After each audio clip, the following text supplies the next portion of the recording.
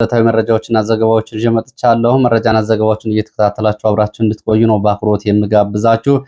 በዚህ ሰዓት እንግዲህ በተለያዩ አካባቢዎች ያሉ የ24 ሰዓት ዝርዝር መረጃዎችን ይዣለሁ። ከዚህ ጋር በተያያዘ እንግዲህ ዝርዝር የግንባር መረጃዎች እንደተለመደው ጊዜውን ጠብቀው ወደ እናንተ የሚደርሱ ይሆናሉ። በዛሬው መረጃችን ወደ መቀሌ የሚወስደን መረጃ ጨምሮ በሁሉም የሀገሪቱ አካባቢዎች ከመቀሌ ወደ አርሲ፣ ከአርሲ ወደ ወለጋ፣ ከወለጋ ወደ መተከል የሚወስዱን መረጃዎች ጨምሮ በአማራ ክልል ያሉ ዝርዝር የግንባር መረጃዎችን አደርሳችኋለሁ። የ24 ሰዓት መረጃዎችን እየተከታተላችሁ አብራችሁ እንድትቆዩ ነው በአክብሮት የምጋብዛችሁ። ሀሳብ አስተያየት ቢኖራችሁ ጥቆማ ዜና@gmail.com ላይ ልታደርሱን ትችላላችሁ። እጅግ አሰቃቂ ለጆሮም የሚቀፉ ድርጊቶች ናቸው እየተፈጸሙ ያሉት። ይህንን በተመለከተ በአማራ ክልል አካባቢ ሰሞኑን ቢቢሲ ካወጣው የሰብአዊ መብት ጥሰት ባሻገር ዛሬ ደግሞ የተሰማ አንድ መረጃ አለ። እጅግ አሳዛኝ መረጃ ነው። እሱንም የማደርሳችሁ ይሆናል። እንግዲህ በብልጽግና በከተሞች ላይ የኮሪደር ልማት እያለማሁ አገሪቱ በሚራክል ወይም ደግሞ ታምራዊ በሆነ መንገድ እያደገች ነው ቢልም የአገሪቱ ሁኔታ ግን ይህንን ነው የሚመስለው። በተለያዩ አካባቢዎች የሚፈጸሙ ሰቆቃዎች ይህንን ነው የሚያሳዩት። ከነዚህ መካከል እንግዲህ ባለፉት 5 ዓመታት ተፈናቅለው በተለያዩ አካባቢዎች የሚገኙ ተፈናቃዮች እስካሁን ድረስ ለከፍተኛ የምግብ እጥረት መጋለጣቸው ነው እየተዘገበ ያለው። ከዚህ አንጻር ከዶቼ ቬለ የተገኘውን ዘገባ በሙሉ ወደ እናንተ ላቅርብ። በተለይ በውጭ ሀገራት የምትኖሩ ወገኖች እነዚህ በድሮ ሞልቷቸው ደልቷቸው ተርፈው ለሰዎች ይሰጡ ያበድሩ የነበሩ ወገኖች አሁን በ15 ቀናት አንድ የሚሰጥ 10 ኪሎ በቆሎ እንኳን አጥተው ያሉበት ሁኔታ በተመለከተ የምታደርጓቸው ድጋፎች ካሉ የዶቼ ቬለን ዘገባ ወደ እናንተ ላድርሰው። እንግዲህ ሁሉ ግፍና ሰቋ እየተፈጸመ ያለው ያው በአማራ ሕዝብ ላይ ነው። ከማንነት ጋር በተያያዘ በተፈጸሙ ማፈናቀሎችና ሰቆቃዎች ይሄ መጥቷል። በደቡብ ወሎ ዞን ሐይቅና ውጫሌ ከተሞች አቅራቢያ የተጠለሉ ተፈናቃዮች ለከፍተኛ የምግብ እጥረት ተጋልጠናል አሉ ይላል ዶቼ ቬለ የጀርመን ድምፅ የአማርኛ ሬዲዮ አገልግሎት። ተፈናቃዮቹ እንዳሉት እስከ 7 ወራት ልዩነት ይቀርብ የነበረው አነስተኛ መጠን ያለው ምግብ አሁን መቋረጡ ነው የተገለጸው። በደቡብ ወሎ ዞን ሐይቅና ውጫሌ ከተሞች አቅራቢያ የተጠለሉ ተፈናቃዮች ለከፍተኛ ምግብ እጥረት ተጋልጠናል አሉ። ተፈናቃዮቹ እንዳሉት እስከ 7 ወራት ልዩነት ይቀርብ የነበረው አነስተኛ መጠን ያለው ምግብ አሁን እስከ መቋረጥ ደርሷል። በሂደት ቆይቶም ቢሆን የሚቀርበው ምግብ የተበላሸ መሆኑ ወደ ከተማ በመውሰድ ለእንስሳት መኖነት ለመሸጥ እስከ መገደድ እንደ መድረሳቸውንም እንደዚሁ ተናግረዋል። የውጫሌ ወረዳ ምግብ ዋስትና ባልደረባ የተፈናቃዮቹን አቤቱታ አረጋግጠው ከ5 ወራት በኋላ አሁን መጠነኛ ድጋፍ ማድረግ መጀመራቸውን ተናግረዋል። ስማቸውን የማንጠቅስ ተፈናቃይ ከምስራቅ ወለጋ ተፈናቅለው ሐይቅ አካባቢ ከሰፈሩ ጥቂት ዓመታት ተቆጥረዋል። ለወትሮው ለወራት እየዘገየ ይመጣ የነበረው የምግብ እርዳታ በመቋረጡ ለከፋ ችግር መጋለጣቸውን ለጀርመን ድምፅ ተናግረዋል። ኧረ ምን አለም ብለህ ነው በሚል ነው እንግዲህ ለጋዜጠኛው ቃለ ምልልስ የሰጡት። በጣም ችግር ላይ ነን፣ ምንም ነገር የለንም። በሚሰጠንም በቆሎ ነበር በ4 ወር በ3 ወር ነበር። ያንን ደግሞ የበሰበሰ የነቀዘ 2001 እስከ 2002 የተመረተ ነው በቆሎ። በዚያ ላይ ምንም ነገር የለንም። መሬት ነው የምንተኛው። በጣም ችግር ላይ ነን፣ ወድቀናል። እዚያው ሐይቅ እንደሚኖሩ የነገሩ ሌላ ተፈናቃይ ደግሞ አስከፊ ሁኔታ ውስጥ መኖራቸውን ቢያረጋግጡም እርዳታ ይመጣልናል የሚል ተስፋ ግን እንደሰነቁ ነው ለዶቼ ቬለ የተናገሩት። ምን እናደርጋለን? ችግሩ በችግር ሆነናል። እኛ እንኳን መቼም ችግሩን ይፈታናል፣ መቼም ይህን ሁሉ ጉልበት ሰርቶ ይበላል የሚል ተስፋ ነበረን። የእርዳታው እንኳ የሚያረክ አይደለም። አልሐምዱሊላህ ተኝቶ ማደሩም አንድ ነገር ነው ሲሉ እንግዲህ ይህንንም አመስግነዋል። ከኦሮሚያ፣ ከትግራይ፣ ከአፋር ክልሎች በተለያዩ አጋጣሚዎች የተቀሰቀሱ ግጭቶች ከቤት ንብረታቸው የተፈናቀሉ በሺዎች የሚቆጠሩ ተፈናቃዮች ወደ ደቡብ ወሎ ዞን በተለያዩ የመጠለያ ጣቢያዎች ተጠልለው እንደሚገኙም እንደዚሁ ዶቼ ቬለ አረጋግጧል። ስማቸውን የማንጠቅሳቸው ይላል ዶቼ ቬለ አንድ የአፋር ክልል አዳይቱ ተፈናቃይ በአምባሰል ወረዳ ከደረሱ አሁን 5 ዓመታት ማስቆጠራቸውን ይናገራሉ። የሰብአዊ እርዳታና መጠለያ ፍለጋ አስቸጋሪ ዓመታትን ማሳለፋቸውን የገለጹት ተፈናቃይ አሁን ከሱዳን ጭምር ወደ አካባቢው በርካታ ተፈናቃዮች የደረሱ መሆናቸውን ችግሮቹ እያወሳሰቡ እንደሚገኙ ነው የተገለጸው። በዚህ እኔ በመጣሁበት 2013 ከትግራይ ብዙ ማህበረሰብ መጣ። ከዚያም ከአፋር ከኦሮሚያ መጣ። አሁን እየጨመረ ነው የመጣው። ከዚያ አሁን ደግሞ ከሱዳን መጥተዋል። በጣም ብዙ ማህበረሰብ ነው ከሱዳን የመጣው። በአካባቢው ተፈናቃዮችና ስደተኞች መጨናነቅ የራሱን የቻለ መጠለያ ጣቢያ እንዳይኖር አድርጓል የሚሉት ተፈናቃዮች የሃይማኖት ተቋማትን ጨምሮ የተበታተነ ሁኔታ ውስጥ መገኘታቸው የሰብአዊ እርዳታ ለማግኘት የሚያደርጉት ጥረት ተስፋ አስቆራጭ እንዳደረገባቸው ነው የተገለጸው። በቃ ምንም መፍትሄ የለንም። አሁን ብዙ ነገር ጠይቀናል። መጠለያ ካምፕ ጠይቀናል። ተደራጅተን ጊዜያዊ ኮንቴነር እንኳን እንዲሰጡን ጠይቀናል። መልስ ግን የለም። ተፈናቃዩ አሁን በ7ም በ8ም ወር የምትመጣውን እርዳታ እየጠበቀ መኖር ሆኗል ተስፋው። በደቡብ ወሎ ዞን ውስጥ የሚገኙ ተፈናቃዮች የሰብአዊ እርዳታ በወቅቱ ለምን ማድረስ እንዳልተቻለ በዶቼ ቬለ የጠየቃቸው በዞኑ የአደጋ መከላከልና ምግብ ዋስትና ፕሮግራም ማስተባበሪያ ጽሕፈት ቤት ኃላፊ አቶ አሊ ሰይድ ስልካቸው ላይ ቢደወል ምላሽ አይሰጡም። የክልሉ አደጋ ስጋት አመራር ኮሚሽን ኃላፊም እንደዚሁ ምላሽ አልሰጡም። እንግዲህ በዚህ አጠቃላይ ያለው የምግብ ዋስትና ጽሕፈት ቤት በውጫሌ ከተማ ያለው ሁኔታ በተመለከተ ለዶቼ ቬለ ምላሽ ሰጥቷል። ይሄ ባልደረባ በተፈናቃዮች የቀረበው አቤቱታ ትክክል ነው፣ እርዳታ ከደረሳቸው አሁንም 5ኛ ወር ላይ መሆናቸውን አረጋግጧል። ለችግሩ መንግስት ትኩረት አለመስጠቱ ነገሮችን እንዲወሳሰቡ ማድረጉን እንደዚህ የውጫሌ ወረዳ አንድ ባልደረባ ተናግረዋል። ባልደረባው ከተፈናቃዮች የተበላሸ ምግብ እየቀረበ ነው ለሚለውም እንደዚሁ ትክክል ነው፣ የተበላሸ ምግብ እየቀረበ ነው ብለዋል። ያው ትኩረት ማነስ ነው፣ መንግስት ትኩረት ሰጥቶ እየደገፋቸው አይደለም። ይህም ደግሞ የሚሰጠው ጥራቱን የጠበቀ አይደለም።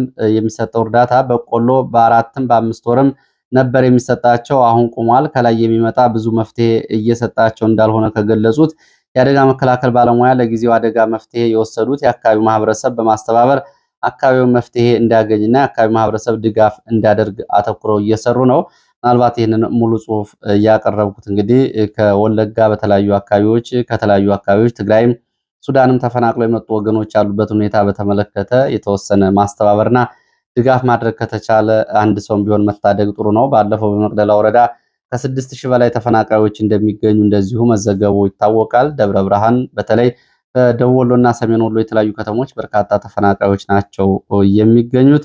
ወደ መረጃዎቹ ነው የሚሄደው። ወደ መረጃዎች ሲሄድ በአዲስ አበባ አንድ ቤተክርስቲያን ዛሬ ተቃጥሎ አድሯል። ቤተክርስቲያኑ ሙሉ በሙሉ መውደሙ ነው የተገለጸው። በአዲስ አበባ በኮልፌ ቀራኒዮ ክፍለ ከተማ የሚገኘው ቤተክርስቲያን ነው የወደመው። ወይራ ሰፈር ተብሎ በሚጠራው አካባቢ የቅድስት አርሴማ ቤተክርስቲያን ነው የወደመው። ዛሬ ሌሊቱን በሰዓት ወድሞ አድሯል። ይህንን በተመለከተ እንግዲህ እስካሁን ድረስ ስለ ጉዳዩ እየተሰጠ ያለው ጉዳይ ቃጠሎ የተነሳው ከኤሌክትሪክ ጋር በተያያዘ እንደሆነ ነው እየተገለጸ ያለው። በዚሁ የቤተክርስቲያን ጉዳይ ከተነሳ ወደ አርሲ የሚወስደን መረጃም ላስከትል። አርሲ እንግዲህ ሰሞኑን ብዙ ሰዎች ምናልባት አርሲ የሚል ስም ስትሰሙ ምን ሊሰማችሁ እንደሚችል በአእምሯችሁ ምን አይነት ጉዳይ ሊመጣ እንደሚችል ያው ግልጽ ነው። የኦርቶዶክሶች ጭፍጨፋ ነው በአእምሯችሁ የሚመጣው። ዛሬም ከአርሲ የተሰማው ተመሳሳይ መረጃ ነው። ከሸርካ ወረዳ ሚታና ሄሳ ተብሎ በሚጠሩ 2 መንደሮች ጭፍጨፋ ተፈጽሟል በኦርቶዶክስ እምነት ተከታዮች ላይ። በጭፍጨፋው 4 ሰዎች ወዲያውኑ ሲገደሉ 7 ከባድ የአካል ጉዳት ደርሶባቸዋል። የተገደሉት ደግሞ የአንድ ቤተሰብ አባላት ናቸው። 3ቱ ደግሞ ታግተው ተወስደዋል። እስካሁን የደረሱበት አልታወቀም። ህዳር 13 2018 የተጨፈጨፉት እነዚህ የኦርቶዶክስ እምነት ተከታዮች ስርዓተ ቀብራቸው ሚታና ዮሐንስ ተብሎ በሚጠራ ቤተክርስቲያን ተፈጽሟል። በትላንትናው ዕለት እንግዲህ ከ2013 ጀምሮ በአካባቢ በተደጋጋሚ የእምነትን መሰረት ያደረጉ ጥቃቶች ይፈጸማሉ። አብያተ ክርስቲያናት ይወድማሉ። ካህናት በአሰቃቂ ሁኔታ ይታረዳሉ፣ ይጨፈጨፋሉ። ባለፉት 3 ሳምንታት ደግሞ እንደገና ጉዳዩ አገርሽቶ በአርሲ ቀጠና 43 የኦርቶዶክስ እምነት ተከታዮች ሲጨፈጨፉ እንዲሁ ደግሞ ወደ 49 የሚሆኑ ደግሞ ታግተው ተወስደዋል። ተሽከርካሪ ላይ የተወሰዱትን ጨምሮ እንዲሁም ደግሞ 73 የሚደርሱ ደግሞ ከቀላል እስከ ከባድ የአካል ጉዳት ደርሶባቸዋል። 4200 በላይ የሚሆኑት ከ4 ወረዳዎች ተፈናቅለዋል። ጉዳዩን ለመሸፋፈን መንግስት ከሚያደርገው ጥረት ባሻገር መሰረታዊ መፍትሄና ጥበቃ ለማድረግ እንቅስቃሴ አላደረገም። ይህም እጅግ አሳፋሪ ድርጊት እንደሆነ ነው የመረጃ ምንጮቹ የሚገልጹት። የብልጽግና ጉዳዩን ለመሸፋፈን ጥረት ቢያደርግም የአርሲው ጭፍጨፋ ግን በዓለም አቀፍ ተቋማት ጭምር እንደዚሁ መነጋገሪያ የሆነ አጀንዳ ነው የሆነው።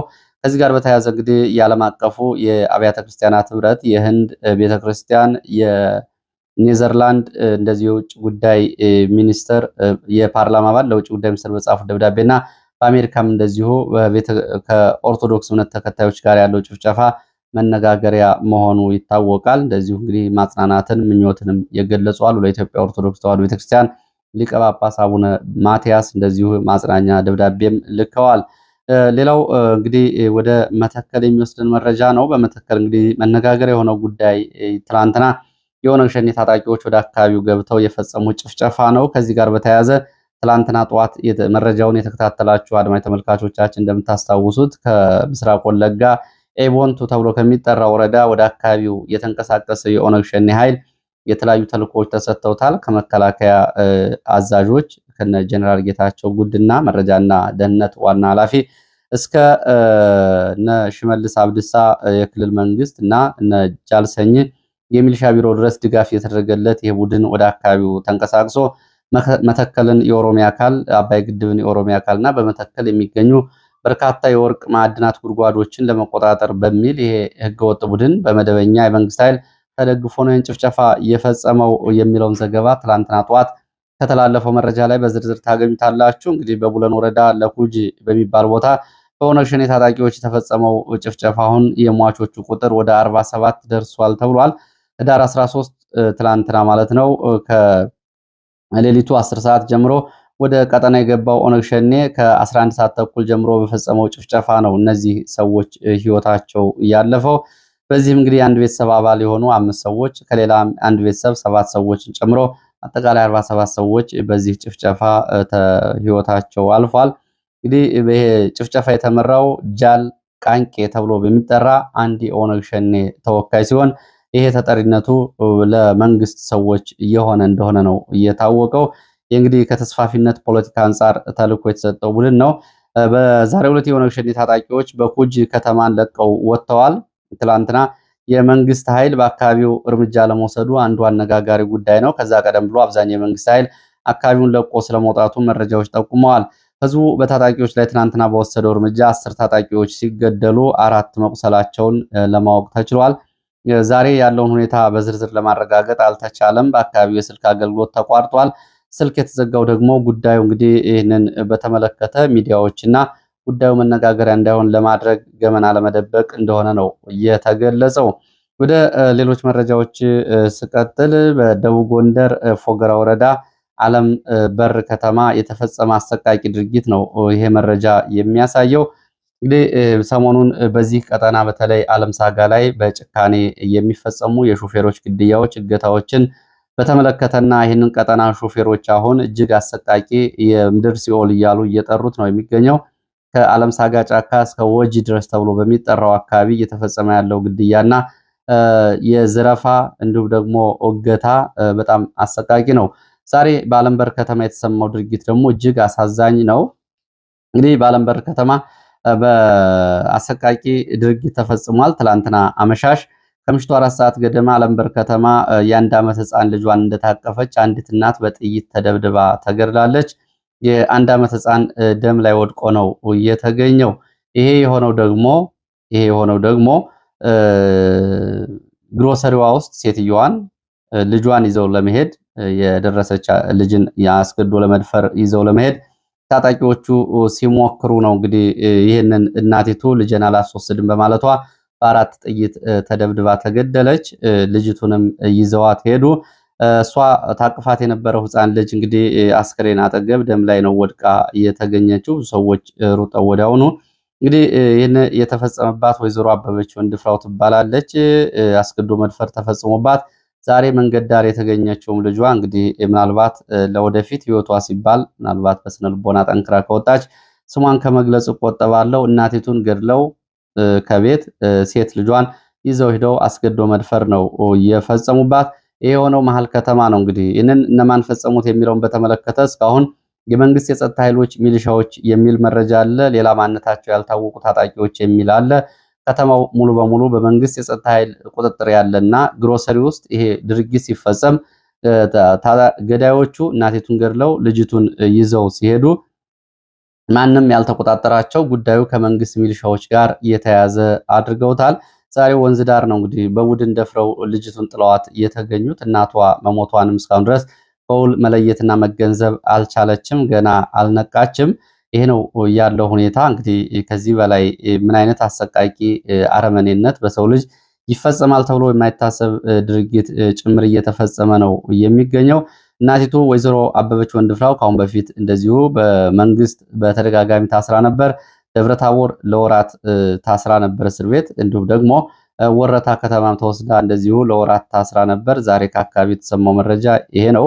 ሌላው በእስር ቤት የሚገኙ ወገኖችን በአዲስ አበባ በዝዋይ የሚገኙ እስረኞች እንደዚሁ ግፍና በደል እየተፈጸመባቸው መሆኑን የሚገልጽ መረጃ ነው። በፌዴራል ፖሊስ ምርመራ ቢሮ በተፈጸመ ከፍተኛ ድብደባ፣ ማሰቃየት የዜጎች ሕይወት አደጋ ላይ ወድቋል። በቂ ሕክምና በመከልከላቸው ካሁን በፊት እንደዚሁ ድብደባ ተፈጽሞባቸውና እንዲሁም ደግሞ በአካላቸው ላይ ጉዳት ደርሶባቸው ከነበሩት ውስጥ እግራቸው የተቆረጠ አለ ነው የተባለው።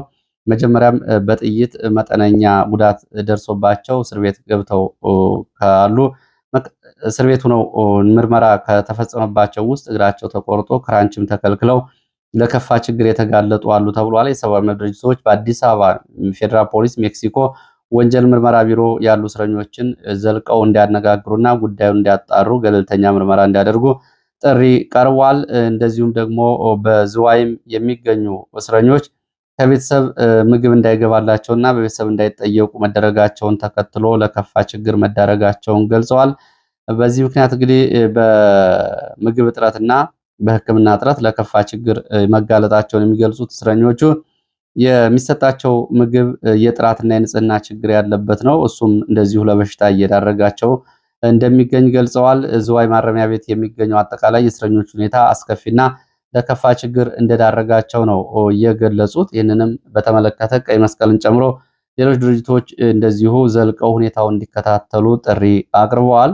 ወደ ሌላ ፖለቲካዊ መረጃዎች ነው የሚሄደው። ወደዚህ ሲሄድ እንግዲህ በቡድን 20 ሀገራት ስብሰባ ላይ ደቡብ አፍሪካ የተገኙት አብይ አህመድ በአካባቢው በከተማው ከሚኖሩ የኢትዮጵያን ተቃውሞ ገጥሟቸዋል። በዚህ የሚደረግበት ቦታ በጆሃንስበርግ የተቃውሞ ሰልፍ ተደርጓል።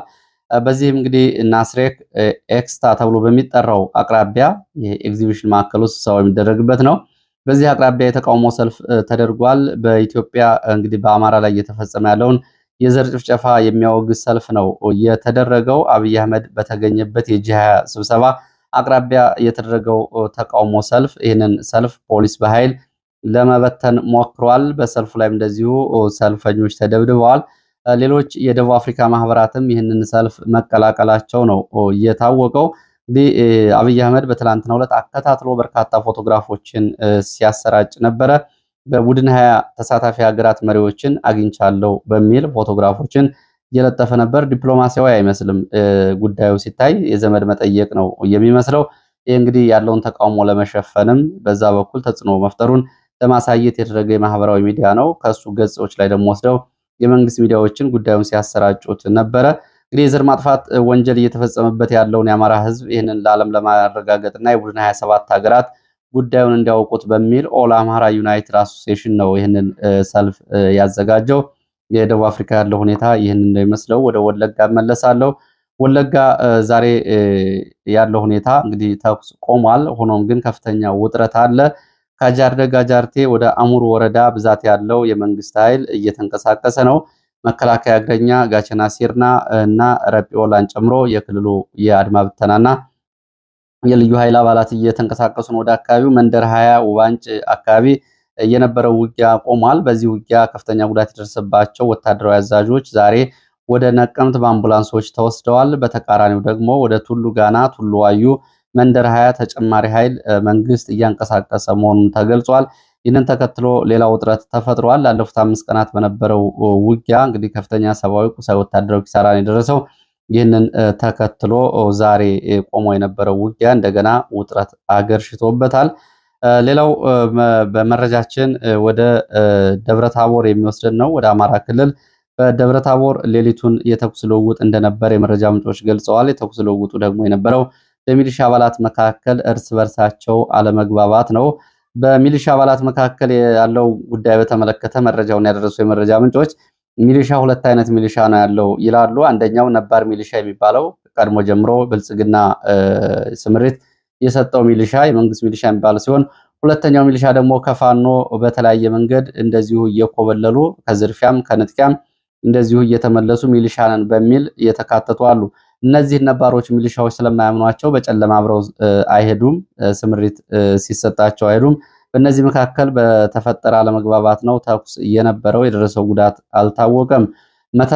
ወደ መተማ ወረዳ ስንሄድ በመተማ የሚሊሻ አባላት በፋኖ ተይዘው ተወስደዋል። አፍጠት ተብሎ የሚጠራው ቦታ ላይ ቁጥራቸው ያልታወቁ የሚሊሻ አባላት ትናንትና መሻሹን ወደ ከተማዋ ዘልቆ በገባ የፋኖ ኃይል ከቤታቸው ከአካባቢው ከስምሪት ቀጠናቸው ተይዘው ተወስደዋል። የሚሊሻ አባላቱ 3 ሰዓት ከ20 ገደማ ጀምሮ ነው ከነትጥቃቸው በፋኖ ተይዘው እየተወሰዱት። ቁጥራቸውን በተመለከተ ለማጣራት እየተሞከረ ነው።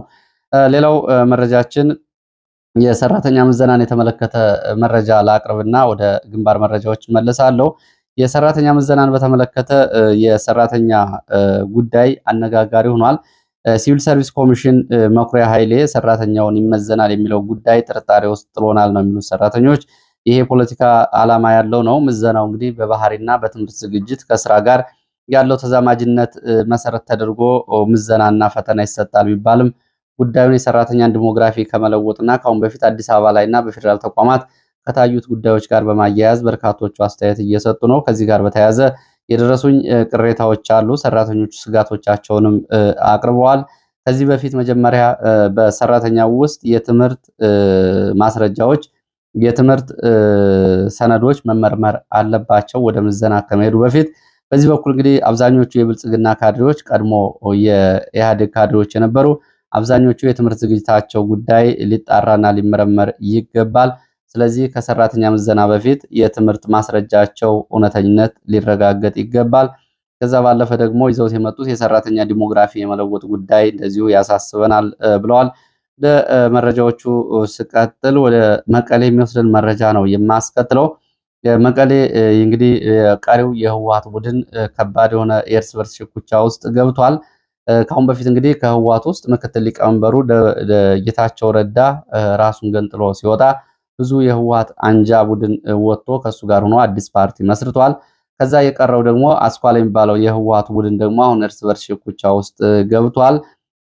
አሁን በነ ደብረ ጽዮንና በነ አለም ገብረዋህድ መካከል ከባድ ሽኩቻ ተፈጥሯል የሚሉት የመረጃ ምንጮቹ ስብሰባው ነበረ ትላንትና። ከባድ የሆነ ግምገማ መቅረቡን ተከትሎ የአቅምና የብቃት ማነስ የተገመገሙ የደብረ ጽዮን ቡድን አኩርፎ ስብሰባ ረግጦ ወጥቷል።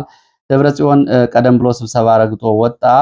ይህንን ተከትሎ ደግሞ የማዕከላዊ ዞን አስተዳዳሪ ሲሳይ መረሳ ተብሎ የሚጠራው የነ ደብረ ጽዮን ቡድን አባል ስብሰባውን ረግጦ በመውጣት ተከትሎት ወጣ ነው የተባለው። ከዚህ ጋር በተያያዘ እንግዲህ እነዚህ ሁለቱም ከስብሰባዎች ቢወጡም ሌላው ስብሰባ ግን ቀጥሏል። ከባድ ትችትን ተከትሎ ነው እንግዲህ እነዚህ ደብረ ጽዮንና የማዕከላዊ ዞን አስተዳዳሪ ሲሳይ መረሳ ስብሰባ ረግጠው የወጡት። ደብረ ጽዮን ቡድን ላይ ከፍተኛ የሆነ ትችትና ግምገማ ቀርቧል። እንግዲህ በዚህ ላይ እንግዲህ በስብሰባው ላይም እንደዚሁ ተሳታፊዎችን በተመለከተ ወይዘሮ ፈትለወርቅ ሞንጆሪኖ ተሳታፊዎችን በተመለከተ በስብሰባው ላይ ከኮር በላይ ያሉ ወታደራዊ አዛዦች እንዲገኙ ይደረግ የሚል ሐሳብ አቅርባ ነበረ እና አለም ገብረዋህድ ቡድን ይህንን ሐሳቧን ውድቅ አድርገውታል። ይሄ የፓርቲ ስብሰባ ነው፣ ስብሰባው የሚመለከተው እኛን ብቻ ነው፣ እዚህ ወታደር ምን ይሰራል? እንደዚህ እያላችሁና እንደዚህ አይነት አካሄድ እያላችሁ እየቀላቀላችሁ እየደባለቃችሁ ፓርቲውን ለከፋ ችግር ዳርጋችሁታል፣ ለውድቀት አጋልጣችሁናል በሚል አለም ገብረዋህድ ለሞንጆሪኖ ምላሽ መስጠቱ ነው የታወቀው።